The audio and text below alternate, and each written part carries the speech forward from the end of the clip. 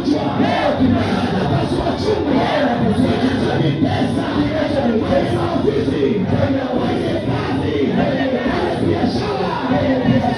chungu, lazima kipasuke, lazima kivunjwe, lazima kivunjwe,